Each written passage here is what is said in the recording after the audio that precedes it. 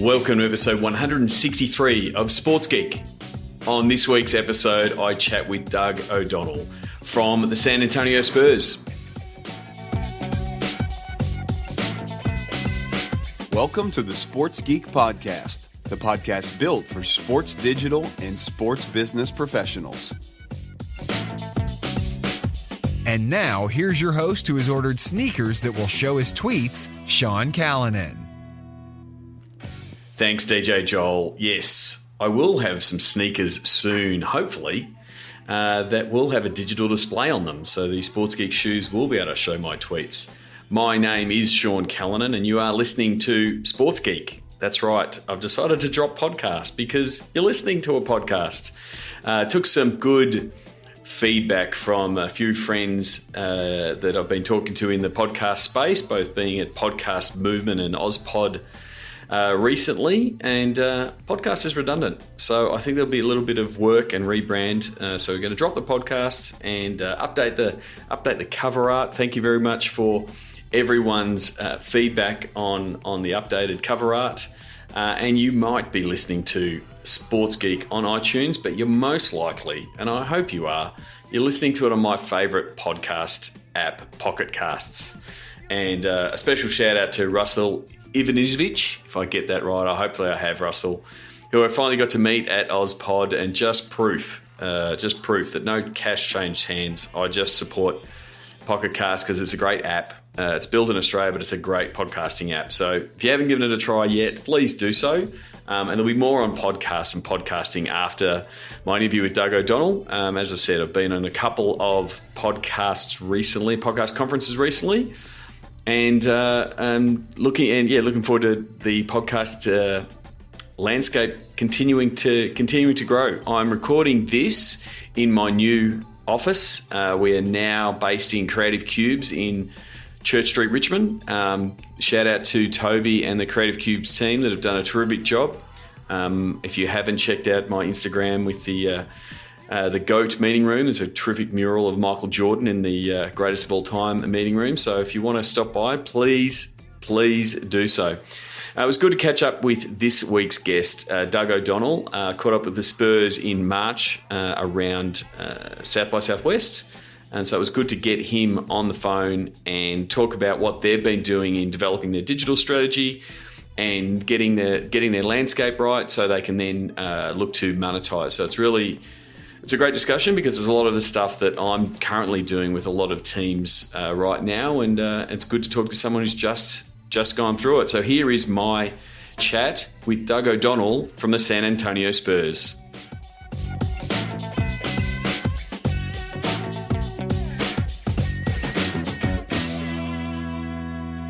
Very happy to welcome Senior Director of Digital Communications for the Spurs Sports and Entertainment Group, Doug O'Donnell. Welcome to the podcast. Thanks, Sean. I appreciate it. I'm happy to be here. Well, I was very lucky enough to catch a game at the Spurs in March, just after South by Southwest, and see the newly redeveloped stadium. Do you want to give us a little bit of your background, how you got to the Spurs, and your background before then?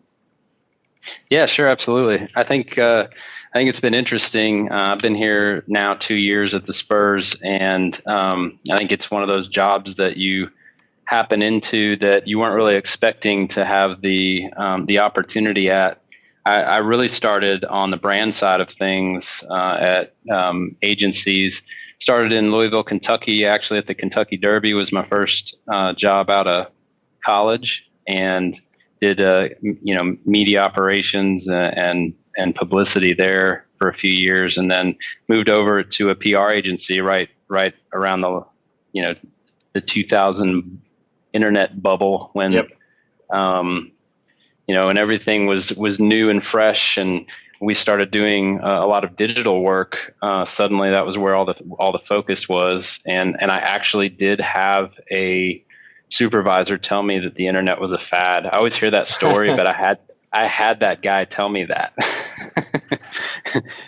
Have you checked his LinkedIn profile lately? He's probably a director of an internet services company somewhere, and eating humble pie. Probably so. I don't know. He may actually still be in the traditional area, if you will. But Yeah, so I started out really doing a lot of brand work in Louisville, Kentucky, at some PR agencies. Worked at Humana for a year, and then went to Cincinnati, Ohio, and really got into a fantastic agency at the time called Bridge Worldwide. It was later purchased by WPP and renamed Possible. Yep. And it's still a big digital agency, and that was really where I think everything pivoted for me, where I really started to put together the communication side of things with the business side of things, and that everything got a lot more sophisticated. We were working with Procter and Gamble and Samsung and ConAgra Foods and Smuckers, and we had just a lot of talent that was really inspiring to be around. So we all kind of absorbed from one another, and really that's where and so I was able to. Yeah, so you're in that space where brands were starting to figure out how to tell their story from a digital point of view, that migration from the traditional channels to digital and then social, and how they could use that. That's pretty much where your brand work was. Yes, and I think that's really where the pivot to sports, where I find it very interesting, is that on the brand side of things, there are a lot of really sharp, business minds and talents where, the brands are fantastic at strategy. Yep. They will have, their OGSM models and media mix models, and it's all buttoned up. And where they fall apart is execution and content. Yep. And I've found that sports is when I came into it, it was the opposite. There wasn't a lot of strategy. It wasn't very buttoned up, but the content is just as much as you can handle. Yeah. There's an overabundance. Yeah, there's an overabundance. That's the thing on the brand side. You have to be super sharp because you're trying to make something out of something very small and a small amount of content and ideas. Whereas in sports, there's content every day, and yes. You can there's that overwhelmness of, well, there's all this content. We just push out all this content. That's what we do. We produce lots of content. We report on everything, and so the strategy does fall by the wayside. So you joined the Spurs in 2015. Yes. And so take us through those first couple of days and weeks, and you coming from the agency side and sort of knowing how the process is run, to some of the, and the people who are in the sports, some of the chaos that's in sports of, whether it's a game that comes or a trade that happens, and the fact that you've got to be so reactive. What was that shift like? Oh, it was a crash course. Yep. For sure. It was, the pace I was used to. I think that if you're somebody that has an agency background, or if you worked in agencies, the pace in sports is very similar. Yep. Because you're essentially serving many internal clients, just like an agency would serve brands as clients. And I think very early on, there was a lot of, I kind of took that opportunity to sit back and just absorb and talk to different departments and try to get a perspective on, what are we trying to execute from a communication standpoint? And then what are we trying to achieve from metrics and engagement? But then also, what's the business side of it? How do we start to monetize? And none of that had been put in place yet here. But the vision was there. There was a lot of support, and everybody was excited to go down that path. But as you know, it's never defined. And, every team is different. There's different systems in place. There's different personnel, roles, talents. And so really the way that we approached it very early on was, let's not get too wrapped up in reinventing or inventing from scratch everything the way that we know that we can. Yep. Because, we all have, those of us that have worked in digital a long time have a really good grasp of digital best practices, but you can't just come into a new environment with different processes and different structure and apply that. Yeah, you can't do it. You can't do it all at once.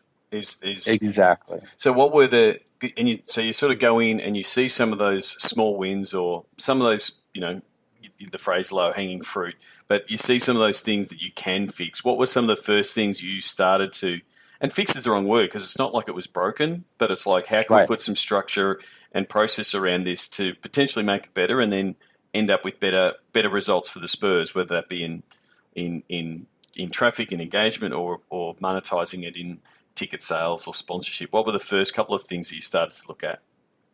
I think the first thing that we did was really do an inventory. We sat down with the team, did an inventory of all of our properties, and tried to assign purpose for each one of the digital channels that we had. And then it was really a year of benchmarking. So we, internally, I think we're a little too dependent on league reporting. Yep. And we needed to get a team level reporting. And so that was kind of the early win was sitting down and working on the analytics and getting it starting simple too. I think that's a mistake can be made often, is diving into, deep data and complex analytics right out of the gate. And you can get lost in the data completely. Yeah. And I agree on the, I see a lot of league reports sort of working at team level, and you don't want to get caught up chasing the New Yorks or the Golden States or the Portlands, because you're there primarily, first of all, to serve your market. And so you need to start developing some stats for what your market wants. And the San Antonio market may consume and follow the Spurs in a completely different manner than Knicks fans or Celtics fans. And so having some understanding of, one, these are our analytics, but also the stuff you said before about the purpose, why are we doing this? Sometimes you do ask that question of content teams, and they go, the answer sometimes is because we always have. And just giving them this is why you're doing it, completely sharpens the focus of those pieces of content. It's super important. Yes, absolutely. And I'd say that was one of our early wins with creating analytics reports that attributed to all of our digital channels. First, very simply, we were just using the native analytics platforms, Yep. Not getting fancy, staying kind of at the high level of what the reporting was. And then slowly we started to break it down by location and active followers and active, people that are engaging on our different platforms. And, you learn by doing, so we got smarter and smarter at getting better with the measurement, but also keeping it very intuitive when we would send it out in reports. So Yep. Not sending out 30 slide decks. We're trying to send out 5 slide decks at the most. Especially like what I like to do when starting that analytics, what should we report on? The further it goes up, the smaller the report needs to be. Like the further it goes up the tree. And so, you need your, senior directors and your VPs and your presidents, if they can articulate a success story for you while they're having a coffee or while they're standing at a barbecue with a friend, and that's all they get, then that's a win. And you need to be able to explain it in that language to say, this video reached 500,000 people and they watched over 15 seconds.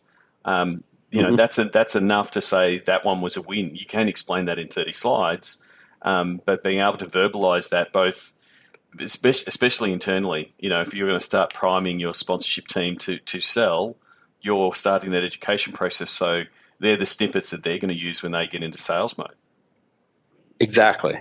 Yeah. And I think that's a great analogy of everything's an elevator pitch these days. Attention spans across the board are getting super short. And I think that's a great, dovetail into the sponsorship space, because that was the next step that we took. The way we approached it was really to immerse the digital team with the sponsorship team, because it was clearly two different worlds. Yep. And typically, and I've talked with a lot of other teams, and have heard horror stories and about the communications between sponsorship and digital, and we never had that here. We've had from day one. There was so much support from our sponsorship team, which is led by Jeannie Garza. She does a fantastic job, and she came over and told us exactly what they were looking for. So we were able to start working together and educating our sponsorship team on what what are our digital assets and what are they worth, and how do people engage with them? And in turn, we would actually attend their department meetings, and we would try to get a sense for, what does their day-to-day look like? What questions are sponsors asking them? And are they able to, answer those questions on the fly? And it's back to that same point of when you came in, that getting that working. And I've heard those horror stories. I joke that I'm a digital divorce counselor working between those two departments. It doesn't happen overnight. So doing things like, hey, let's do an inventory. Let's review all our inventory. Just by doing that, you find assets that you actually most likely have not told the sponsorship team that you have, because you've gone through and named everything into content strands or themes or whatever it is. And just by doing that, that's if anyone wants to start repairing their relationship with the sponsorship team, just do that content audit. Go and review everything, because there's every chance that you'll find pieces. But then if you have that sit down with your sponsorship team and said, these are all the things we've got, these are the types of fans we're talking to, these are the people that are engaged with the different types of content, that's a conversation starter, because the sponsorship team, their eyes light up when they hear that stuff, because they go, oh, I know a sponsor that wants that group, or I know people who really want that platform.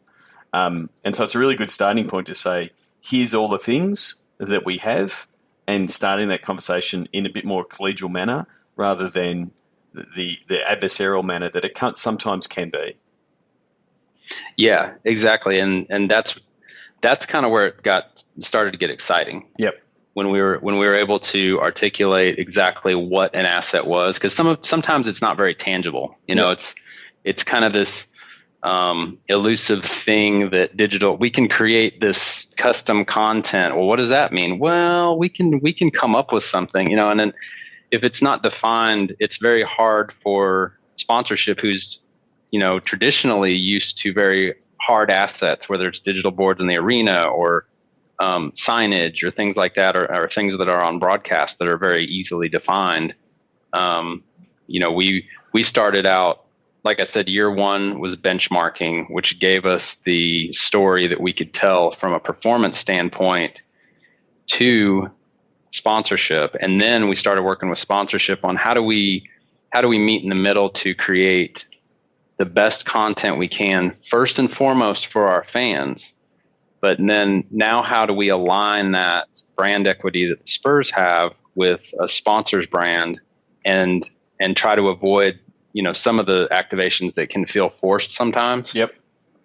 And we want everything to be natural. So we've really started with emphasizing engagement and fan first content. And we feel like if we do that well, then by the nature of that performing well, we'll do well with monetization. Yep.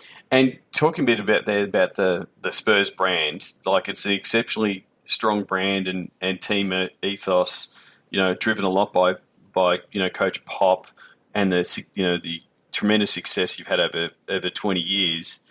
How much do you feel, a holder and a protector of that brand, and how much of the sponsorship team in step to say, we don't want to have that forced nature, because it will go against what the Spurs brand is in market? Are there checks and balances that you sort of do to say, yes, we could take that money for that sponsorship, but it's against what it is, what the Spurs mean, and that's why we're not taking it? Yeah, that's a great question. I think that's really unique here. We have a very strong brand, and even beyond that, an internal culture, and it is driven by Pop. We're very team first, very collaborative, and so we pretty much across the organization protect that as much as we can. So, for instance, on social media, we are very purposefully, when we do any types of content that have players involved, we feature them all equally. Yep. So if we're featuring some of the starters, we've got to feature the rookies too, and people that are on the team for the first year. And in our player open in the arena, we feature all 15 members of the team, not just the starters. Yep. And that's unique. And I think that that can sometimes be a frustration, but we don't really look at it that way. We look at it as a differentiator. Yep. And so we embrace that. And so when we're talking to sponsors, or even when we're in our internal meetings, there are definite guardrails on, like, for instance, we don't talk about championships. We don't talk about some of those things that are would be natural for any team to talk about. Because the culture that we have is looking forward, always looking forward. And so there's some challenges there too, because we also know that we have a very strong heritage and history, and we've got a lot of golden, footage from back in the day that has lots of nostalgia attached to it, and that fans would go wild for. And so when we think about how to use that, or even how to talk to sponsors about particular pieces, we have to be very clear on what direction we're going to take and how we're going to stay away from those particular areas. Oh yeah, and you can see, I guess that those restrictions can restrict on what you're trying to do from a content point of view, but you've got to stay in line with the culture and what the team's trying to do on the court, and be in line with off the court. So that sort of sets the tone for both what you're doing from a digital point of view, but also what you're doing with your sponsors. Yes, and we're trying to figure out, be creative in how we leverage what we know are our assets, while always staying true to that culture. Yep. And it's a challenge, but it's a requirement. And so how have you, moving forward, and you've done the benchmarking, you're starting to get that conversation with sponsors. How are you finding that sponsorship content cadence, and how much, like, what the mix is from what you're doing in the Spurs digital sense? That's a work in progress. So I think right now, we've had our benchmarking. We've had essentially we're going on our second season now of a complete digital playbook. Yep. And having all of our assets, priced out. So that's an advantage for sponsorship, to be able to go out and sell very, very succinctly some of our best content. And I think that the challenge that we have internally right now, like a lot of teams, is speed. Yep. Like we're really in need of getting faster. We're growing too. I think the other point that I think is interesting, and it's still interesting to me, when I started here, we had one webmaster on the team. Yep. And one social coordinator. And so we've expanded that. We've got about 10 people on our team now. And I was actually listening to your podcast with Daniel recently. And I was kind of an envy, because of, I think I love his position as emerging tech lead. That's something we don't have here. So to your point, when we're trying to figure out, you built out that performance engine that Daniel was talking about, where you're doing more video. So I'm assuming that those people, there's more people doing video and cutting video and leveraging of some technology that can spin that video out quickly. Probably got more beat writers. You've got some more graphics people that are producing stuff, both from a social point of view and then internally for your sponsorship teams. That's where the build starts coming in, lots of that execution space. Yes, and that's kind of where we're at. We're hiring for several of those positions right now, but we still don't have the speed in place. And so it's almost like we're kind of in that purgatory between reinventing our processes. Yep. And we've got old legacy processes in place. So now we're trying to figure out, okay, how do we make those more efficient in a way where we can get quicker. I think the WSC technology, which a lot of the NBA teams have, of the in-game clips, like that's been fantastic. But it's more of the off-court custom content where that's a real challenge. And but on the other hand, we've got the talent. It's just making sure that the process is in place to be able to enable it. But also the good thing is, like, in helping teams build out bigger teams, the conversation always goes to why am I putting more headcount into this team? The fact that you've got those analytics in place, you can quite clearly show, well, if we produce more video and we put more of this video on platforms such as Facebook and Instagram, this is growing our audience. This is what our partners want. This is why we need another video person. And so the fact you've gone through that process of being able to benchmark it and this is what our sponsors want to sell, it becomes very easy for you to say, well, our sponsors want more video. For us to be able to turn around that video, we need another video person in its rawest sense. Because you have to justify every single person you add. Mm-hmm. Yeah, it's true. And I think the other challenge too is once you get the rhythm going, and so back to Daniel's position, what we're having to do internally right now is basically carve out time. This kind of goes back to the Pareto principle of 80-20. Yep. We're trying to carve out some time for our creative team to just go invent. Yeah. Get out of the day-to-day, go invent. And we don't really have a mechanism in place for that innovation yet, but we know we need it. And we've kind of got a rough framework of how we're going to approach that, but we're going to have to kind of invent it as we go. Yep. I mean, as you know, we normally do that normally in the end of season review sort of workshop where you just literally put down every idea. And this is one where the more in the room, the better. So get your sponsorship team in, get everyone in and say, what cool stuff do we want to do? And that's where the innovation, that's where the new things happen. But the best bit about having your sales team in there, they potentially start having those conversations with sponsors about stuff that you have not yet committed to do. And again, Then it becomes, well, if they get the money in, if it's a budgetary restraint that's stopping us doing this, or it's a revenue driver that will actually get this ticked off, then more of those things get done. And so one of the things that come out of those type of workshops is you get your team to develop in fronts. So you get them to develop pitches for content series or campaigns that you want to do that will only get approved if the team approves them, or you just start pitching it to sponsors. And so, once the sponsor says, yes, I love that, carpool karaoke idea that's not original, but every team seems to love it, and we're going to do it with a car sponsor. It's like, yeah, we want to do that. And yes, we know it's not original, but we know that our fans would love it because our players will be involved with it and love it. Then how do we get to do it? So sometimes it is, the way Google does it is they just give everyone 1 day a week off to go and do it.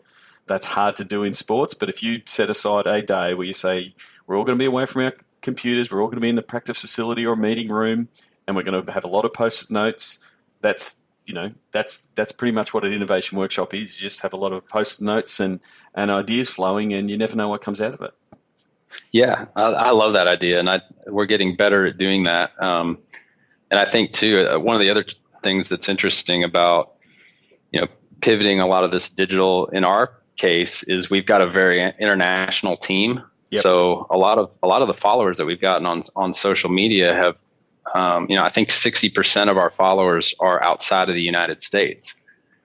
And so, traditionally we've been very regional in our sponsorship. So, that opens up a lot of ideas and interesting opportunities when it comes to expanding how we approach digital from a global standpoint. Oh, completely. I chatted with Mike Conley at the Cavs and the Up and Go campaign they did in Australia with Matthew Dellavedova.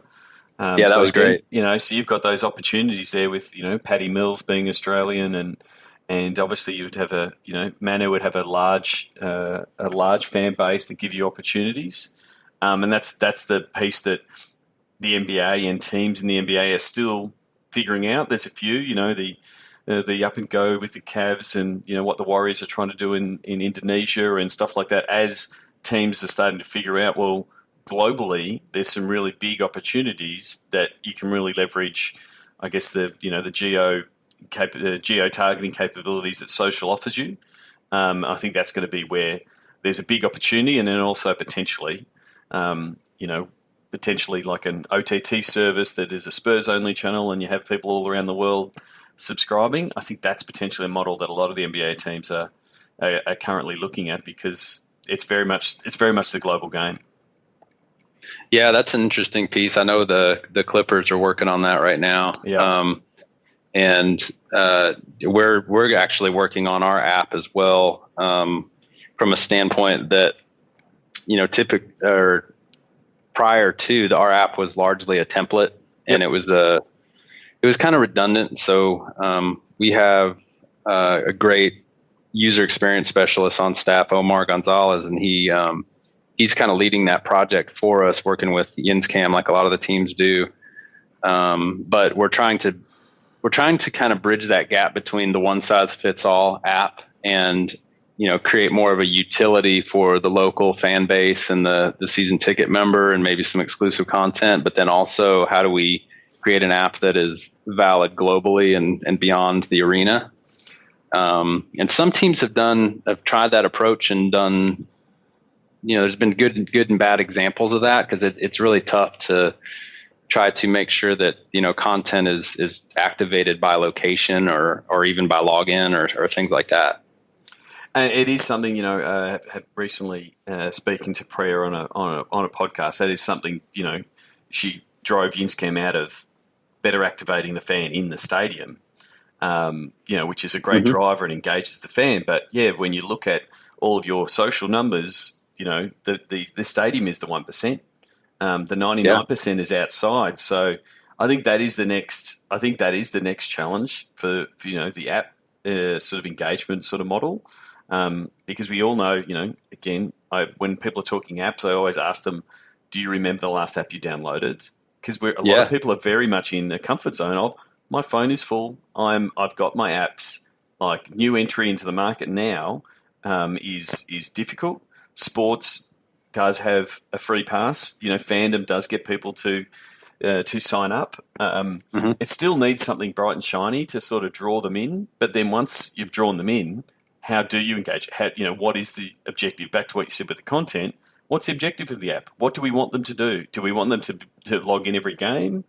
Then, or do we want them to only to use it during the stadium, or do we want them to be using it in the off days and checking in all the content, and that be where our consume our content? Because we're getting this shift of a lot of traffic, a lot of content is being consumed on social, and the traffic to the traditional websites, whether it be the Spurs website or any club, but like that's falling because most content's being consumed in the social platform. So to me that's where the app is becoming really important. It's taking traffic from traditional website, but where does it fit, and what's the value proposition you're putting to the different types of fans, not just every fan, because the stadium fan versus the displaced fan just compared to the the local fan. That's where you do need the user experience designer to sort of kick in and say, these are the types of components we need in the app. Right. And I think, we've talked a lot about basically all the fundamentals, right? And I think another interesting point is the shiny objects. Yep. Of all the teams that, there's bots. Some teams have gone in on, there's, the AR and VR. And I think from a content standpoint, we're big fans of AR over VR. I just don't think it's there yet. And, so for instance, on the bot, we went down that path last season, completely did a full architecture, like mapped the whole thing out, had all the decision trees, and then determined that it's just not quite there yet, because there's, if it's robotic at all, it's going to basically create a bad user experience. Yeah. And so I think the key, as someone who's, I'm building a bot right now, that'll be launched later in the week. I think the key thing is for mine it's the expectation that fans have, and the super high expectation that they have of their sports teams that makes bots really difficult, because fans expect wrongly that the bot should be able to do everything. I should be able to type in anything and it should do. And yes, I think it eventually will get there, but I think initially bots, it's just got to be well scoped to say, this is what the bot will do, and this is all it will do. And yes, it may grow over time, and we'll watch the usage to see what features we need to add. But yeah, I think it is something that, again, it's about where can you get the attention of the fan. I think that's what it's currently attractive to the bot, like the fact that the messages will get read and that kind of thing. But unless you're capturing some data, getting better profiles of your fans, and delivering them some value, then that's you need to do that first and foremost, and not just go, everyone needs a bot. This is why you need a bot. You've got to have a really strong reason behind it. Yeah, and I haven't seen one, at least, so let me know if you've seen one. I haven't seen a proven revenue stream off of a bot yet. Because you go. I was just going to say, I think if you approach it from a utility standpoint, then it becomes customer service kind of in your arena. Yep. And if you approach it from a content standpoint, is it exclusive content or is it just repurposed? Yeah. And that's where you see, I think the NFL had one last year, and it was pretty much, here's the 5 articles from NFL.com, which is just a glorified RSS feed, which is fine. But then they closed it down. But so it was, it's good to experiment. But they didn't. They didn't get my details, so it wasn't a data capture exercise, and so it was just effectively another form of an email blast or here's our content. Now, if I'm not clicking on it and I just see it pop up, and I've got the TechCrunch bot and the Complex bot, I'm looking at bots to see what they're doing.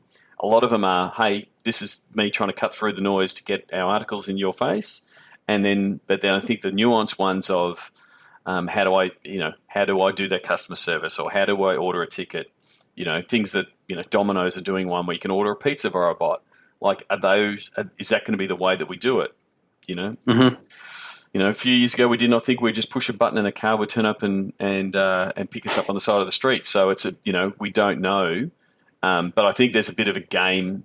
There's still a bit more to be developed there.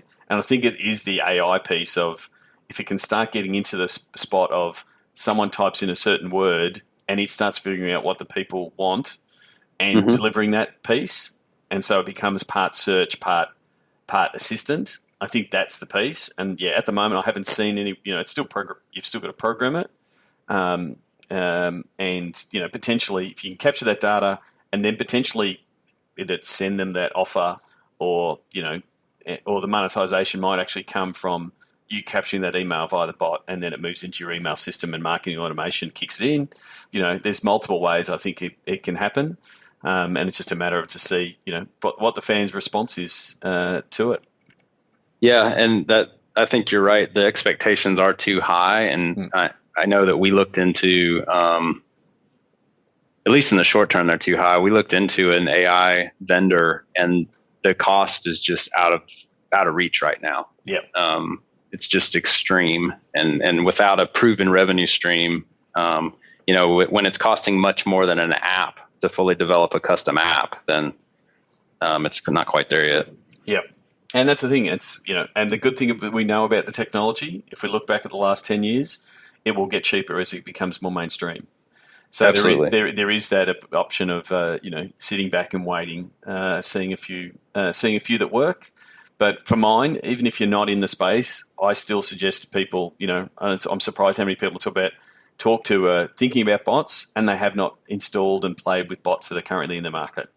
I'm like, just start playing with all the bots. You need to see a lot of bad bots before you can build a good bot, because you want to steal the best pieces and not make the same mistakes. Yeah, exactly.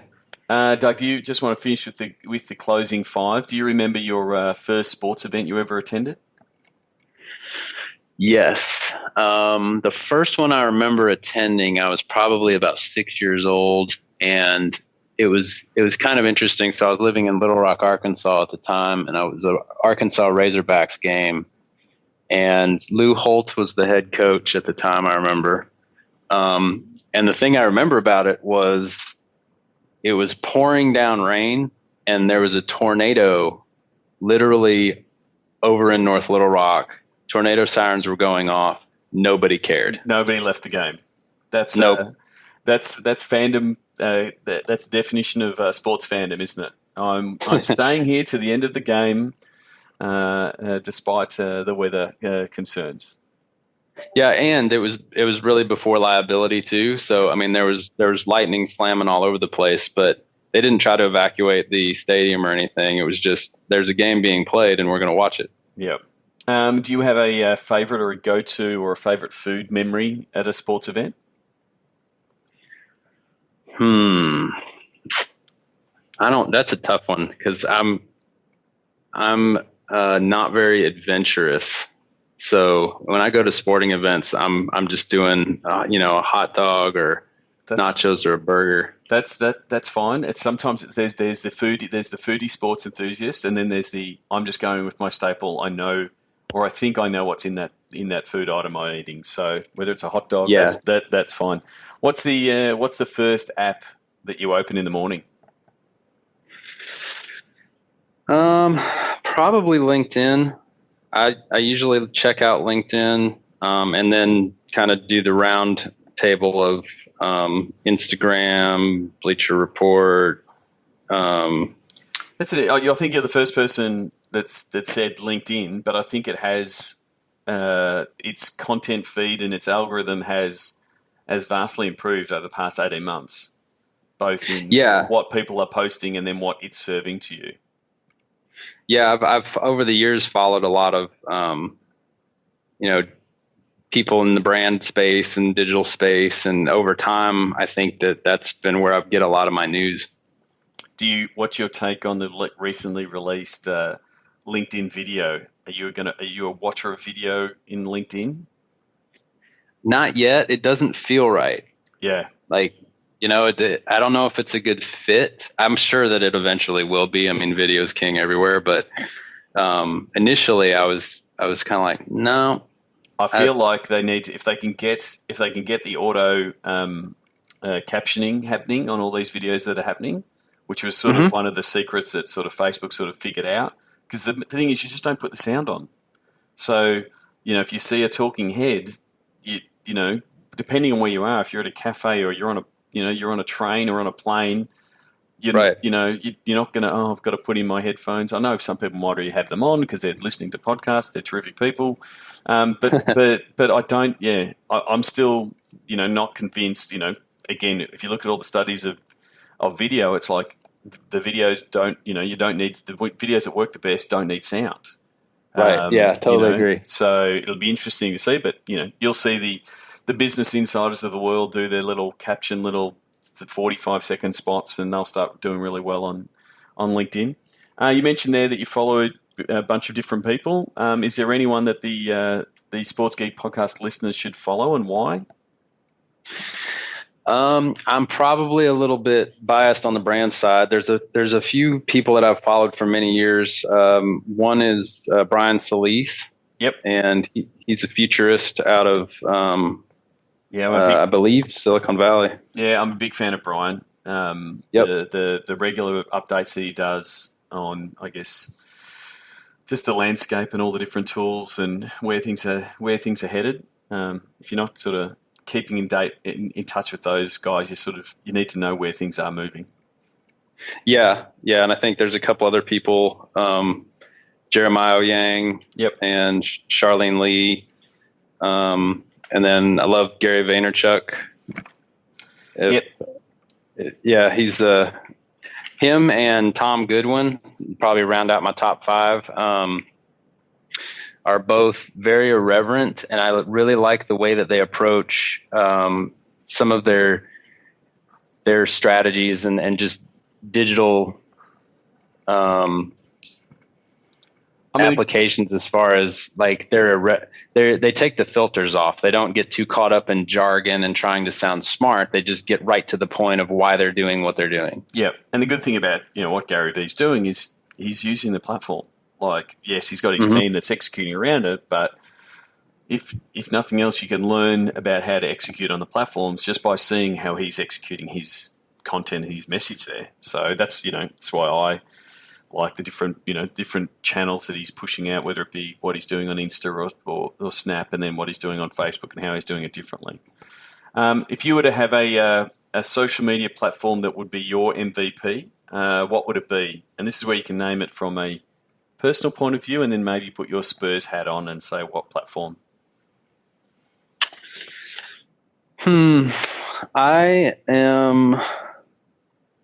I've always been a Facebook advocate, both personally and especially actually for Spurs. Yep. But I'm falling more and more in love with Instagram. It is.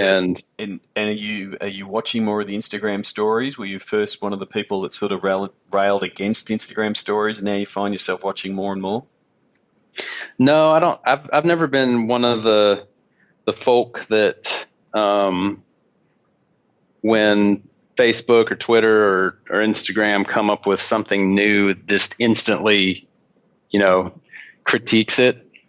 They're doing a lot of those things for a reason, and they don't always work. But I'm always fascinated to see what their new features are. So I think that Instagram Stories is actually a really interesting format. And I think what happens sometimes with the new features when they come out, there's not a lot of examples. Yep. So the first examples are kind of bland, and then you give it a few weeks and everybody gets creative and starts creating these really interesting, rich stories in Instagram stories that become, oh, okay, now I can see how this is powerful. Yep. And I'm assuming you're seeing amazing engagement and traffic from those Instagram stories as it's becoming a super engaged. Effectively, it's a sub-product of Instagram itself, because effectively it's now two products in one.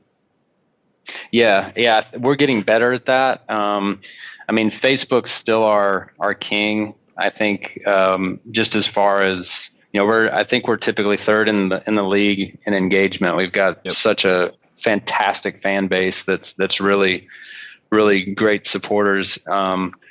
And when we post content on Facebook, it's head and shoulders above every other platform. We're probably sitting at 250 million video views a season. Yep. Right now on Facebook, and the reach is phenomenal too. So that's kind of why it's our king right now. And I can't not mention the fact that it just has the best analytics. So just by virtue of that, it's a lot easier for us to educate and articulate to sponsorship, and for them to be able to educate our potential sponsors on why these things matter. Yeah, definitely. Yeah, both the analytics that you get from the page point of view, but then also those audiences that you can build to say, these are the people that saw that video series. This is how many there were. This is how many watched it. Like, all that depth that you can give is super important. Thank you very much for coming to the podcast. Where can people connect with you on the internet? What's the best way? Probably LinkedIn. LinkedIn's I'm easily accessible on there, and on Twitter at O'Donnell, and Facebook as well. I will put the links to your LinkedIn and your Twitter in the show notes. Doug, thank you very much for coming on the podcast, and best of luck for the season ahead. All right. Thanks so much, Sean. Appreciate being here. Sign up for Sports Geek News at sportsgeekhq.com/sign up now. Thanks again to Doug O'Donnell, aka O'Donnell on Twitter. Please send him a tweet and tell him that you've been listening to him on Sports Geek. As I said earlier, I've just come off a couple of different podcasting conferences. There was Podcast Movement in Anaheim. It was my second time attending Podcast Movement. I had an absolute ball. And then also there was OzPod 2017 that was run in Sydney by the ABC, and it really brought together a lot of the Australian podcasting landscape. And so I really enjoyed Podcast Movement again. It was great to catch up with all the friendly faces that I met in Chicago. There was some really good discussion on the growth of podcasting, the different monetization strategies. There was a lot on. Went to a really interesting panel talking about live events and podcasting, which was a big theme on that Kevin Smith said in Chicago, that podcasts are making a lot of money that way, but also that the awareness and I guess the downloads of podcasts continue to grow. It continues to be a long form option for content, and a very engaging one at that. And then also some of the different advertising options that were very, very interesting to do. And so that was podcast movement. Some great sort of takeaways on some of the longer form narrative storytelling type stuff, and some of it even being optioned for TV. So it sort of shows that great ideas are coming out of podcasting.